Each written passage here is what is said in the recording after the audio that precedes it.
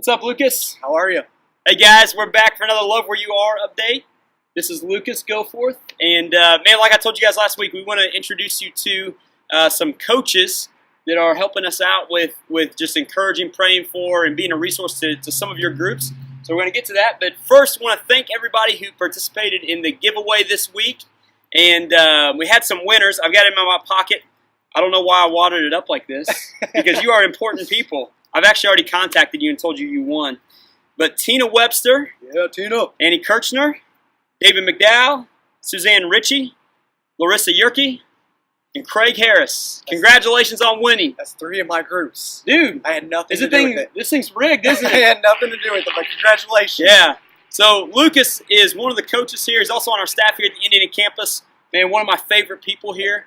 And, man, I just want to give them an opportunity to get to know you. So tell us a little bit about yourself, your family. Yeah. Yeah. So, married to a beautiful lady named Katie Goforth.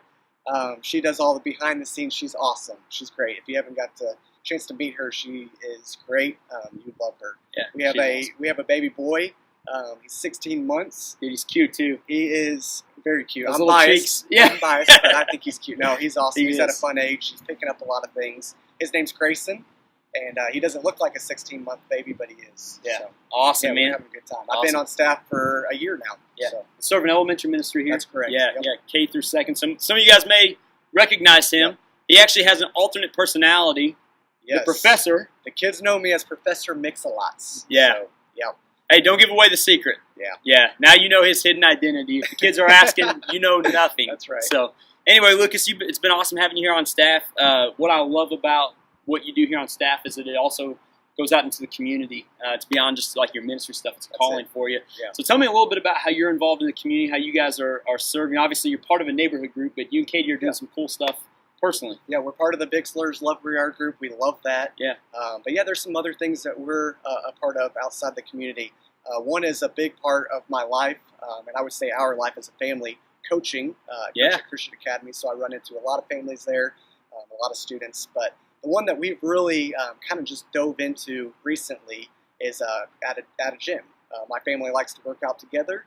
My wife and I will take our baby boy to a CrossFit gym. I'm not a big CrossFitter, but Kid man, look at these muscles. Look at this guy. They're probably like, he's putting me to shame over here. Probably like, I am not going to that gym, whatever it is.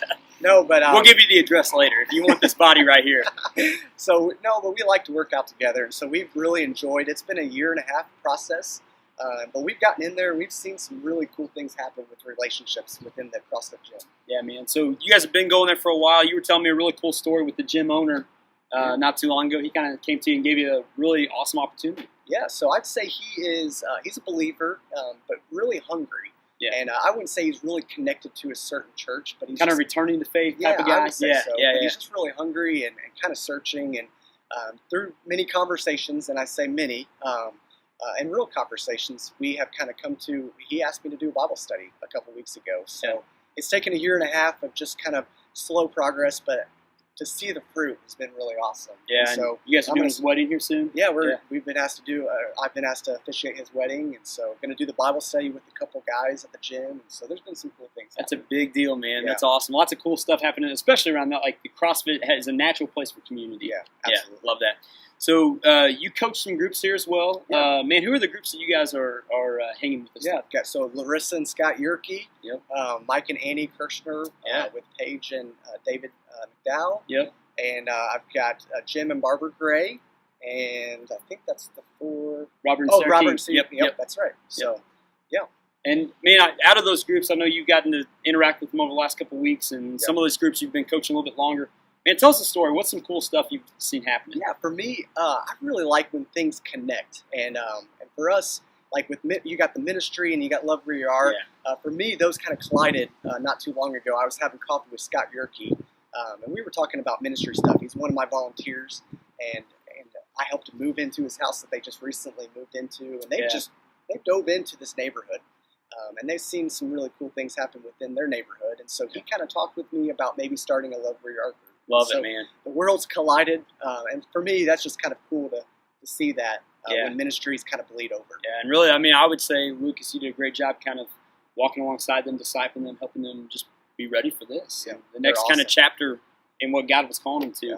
Now their group is up and going in Sellersburg. They had a core team that they invited in, and then a bunch of people who connected outside of that. I think they've got a packed house on Tuesday nights. Yep.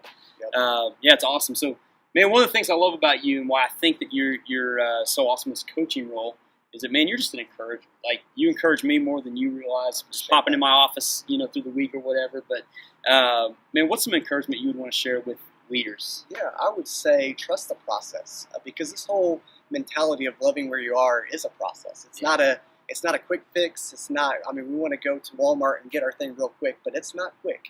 Yeah, it's slow, isn't it? It's slow. It's a cross country meet. So think of it more that way than a sprint. And I would say that because we get impatient, and I do too. I want relationships to happen right away, but you've got to give time for the Holy Spirit to come in, and you've got to build that trust. Get away from the big impact stuff. Yeah, exactly. Yeah, know that the small stuff and just matters. trust God within that process. Dude, that's awesome. And that's something I feel like he's been teaching me here recently too. So, dude, I'm glad you shared that.